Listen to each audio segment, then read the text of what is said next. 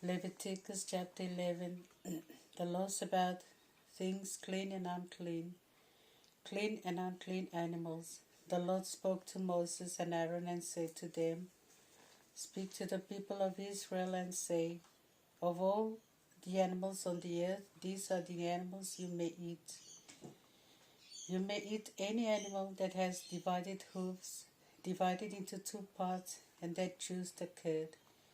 You may not eat the following, which either only chew the cud, only have a cloven hoof: the camel, because though it chews the cud, it does not have divided hoofs. It is to be considered unclean. The rabbit, because though it chews the cud, it does not have divided hoofs. It is to be considered unclean. The hare, because though it chews the cud, it does not have divided hoofs. It is to be considered unclean. The pig, because though it has divided hoofs, it does not chew the cud. It is to be considered unclean. You must not eat the meat of such animals, nor touch their dead bodies. They are to be considered unclean. Of all that live in water, you may eat anything that has fins and scales and lives in sea or river. But anything living in sea or river that does not have both fins and scales, among all the swarming aquatic creatures and all the living creatures found there, you will regard as abominable.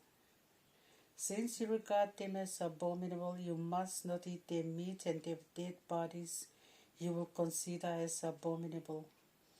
Any aquatic creature without fins or scales is to be considered abominable.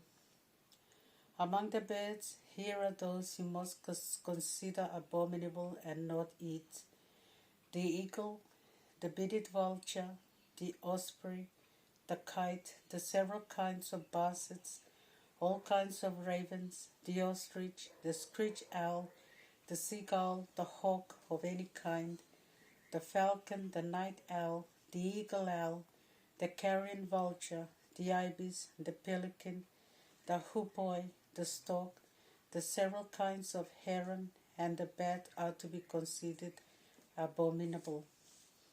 All winged insects that move on 4 feet shall be abominable for you. Of all these winged insects you may eat only the following: those that have legs above their feet, so that they can leap over the ground. These are the ones you may eat from among them: the several kinds of swarm locust, swallow locust, swift locust, and grasshoppers. But all other winged insects that have 4 legs you are to consider abominable. By these you can be rendered unclean. Anyone who touches the dead bodies of one of these animals will be unclean until evening. Anyone who picks up their dead bodies must wash his clothes, but he is unclean until evening. The same with animals that have hoofs, unless their hoofs are divided and they chew the cud. And also for all 4-footed animals which walk on the flat of their feet. Everyone who touches their dead bodies shall be unclean until evening. Anyone who picks up their dead bodies must wash his clothing, but will be unclean until evening. You will regard them as unclean. These are the small animals crawling on the ground that shall be unclean for you: the blind mice, the rat, and any kind of lizard, the shrew mouse, the bandicoot, the spotted lizard, the chameleon, and the garden lizard. These are to be considered unclean among all the swarming animals. Anyone who touches them when they are dead will be unclean until evening. Anything on which the dead body of any of these creatures falls becomes unclean, whether it is wooden utensil, clothing, leather, or sackcloth, whatever be its use. It must be dipped in water and will remain unclean until evening, then it will be clean. If the creature falls into a clay pot, the pot must be broken. Whatever the pot contains is rendered unclean. Any food on which water from such a pot has been poured will be unclean. Any drink which may be drunk from such a pot will be unclean. Anything on which the dead body of such a creature may fall will be unclean. If it is an oven or a cooking furnace, it must be broken, for they are unclean, and you must treat them as unclean. A spring or a cistern for collecting water remains clean, but whoever touches the carcass becomes unclean. If one of the dead bodies falls on any seed, whatever the seed will remain clean. But if the seed has been wet and such a dead body falls on it, then you must consider it unclean. If one of the animals that you use as food dies, then anyone who touches the dead body will be unclean until evening.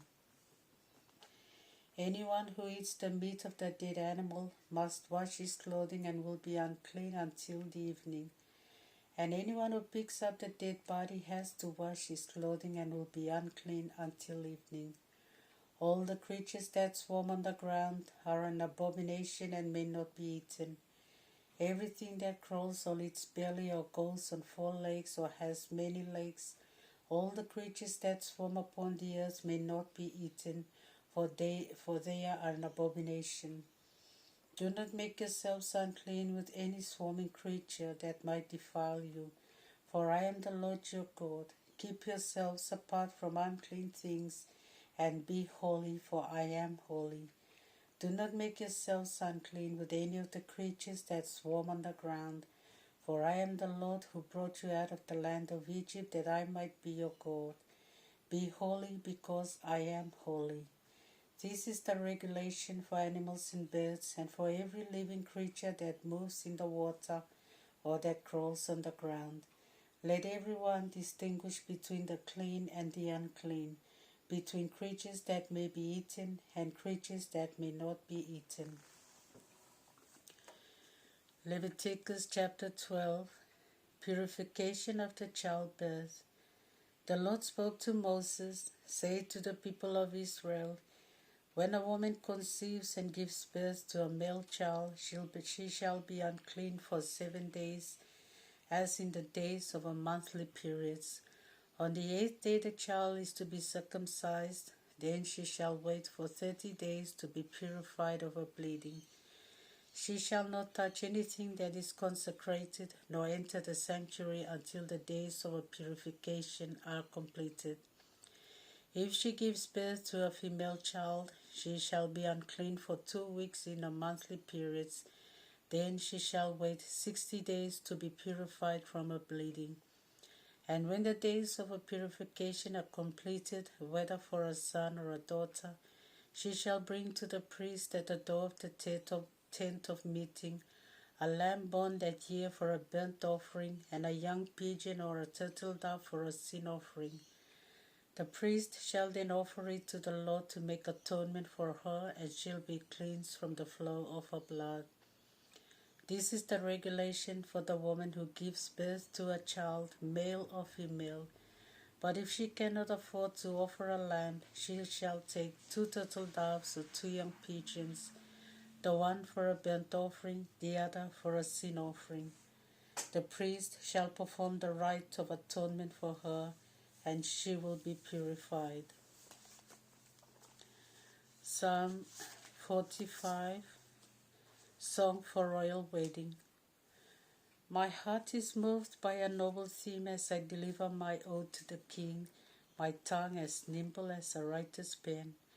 You are the finest among the sons of men, your lips are anointed with grace, for God has blessed you forever. Gird your sword upon your thigh, O mighty one, array yourself with splendor and majesty. Glorious and triumphant, ride on for the cause of truth, gentleness and justice. Let your right hand show marvelous deeds. Your arrows are sharp, the enemies of the king lose heart, nations fall beneath your feet. Your divine throne will last forever and ever. A scepter of justice is the scepter of your kingship. You love righteousness and hate wickedness. Therefore God your God has anointed you with the oil of gladness above your fellow kings. Your robes are fragrant with myrrh, aloes, and cassia. The music of streams from ivory palaces gladden you. Among your ladies of honor are daughters of kings. The Queen stands at your right hand in gold of Ophir. Listen, O daughter, pay attention. Forget your father's house and your nation. The King is in love with you. Honor him, for he is your Lord. The people of Tyre will come with gifts. The wealthiest nations will seek your favor. All glorious is the princess as she enters. Her robe is interwoven with gold. In embroidered garments she is led to the king. Following behind her is a train of virgins. Amid cheers and general rejoicing they enter the palace of the king. Your sons will take the place of your fathers. You will make them princes throughout the land. I will make your name famous through all generations. May you be praised forever by all nations. Matthew chapter 27, verse 1 to 26. Jesus brought before Pilate. Early in the morning, all the chief priests and the Jewish authorities met to look for ways to putting Jesus to death. They had him bound and led him away to be handed over to Pilate the governor. The death of Judas. When Judas the traitor realized that Jesus had been condemned, he was filled with remorse and returned the 30 pieces of silver to the chief priest and the elders, saying, I have sinned by betraying innocent blood. They answered, What does it matter to us? That is your concern. So throwing the money into the temple, he went away and hanged himself. The priest picked up the money and said, This money cannot be put in the temple treasury, for this is the price of blood. So they met together and decided to buy the potter's field with the money and make it a cemetery for foreigners. This is why that place has been called Field of Blood to this day. And what the prophet Jeremiah said was fulfilled. They took the 30 pieces of silver, the price the sons of Israel set on him, and they gave them for the potter's field as the Lord revealed to me. Jesus before Pilate. Jesus meanwhile stood before the governor, who questioned him. Are you the king of the Jews? Jesus answered, You say so. The chief priests and the elders accused him, but he made no answer. Pilate said to him, Do you not hear all the charges they bring against you? But he did not reply to a single charge, so that the governor was greatly astonished. It was customary for the governor to release any one prisoner the people asked for on the occasion of the Passover. Now there was a notorious prisoner called Barabbas. When the people had gathered, Pilate asked them, Whom do you want me to set free, Barabbas or Jesus called the Christ? For he realized that Jesus had been handed over to him out of envy. As Pilate was sitting in court, his wife sent him this message, Have nothing to do with that holy man. Last night I had a terrible dream about him. But the chief priests and the elders stirred the crowds to ask for the release of Barabbas and the death of Jesus. When the governor asked them again, Which of the two do you want me to set free? They answered, Barabbas. Pilate said to them, And what shall I do with Jesus called the Christ? All answered, Crucify him. Pilate asked, What evil has he done? But they shouted louder, Crucify him. Pilate realized that he was getting nowhere and that instead there could be a riot.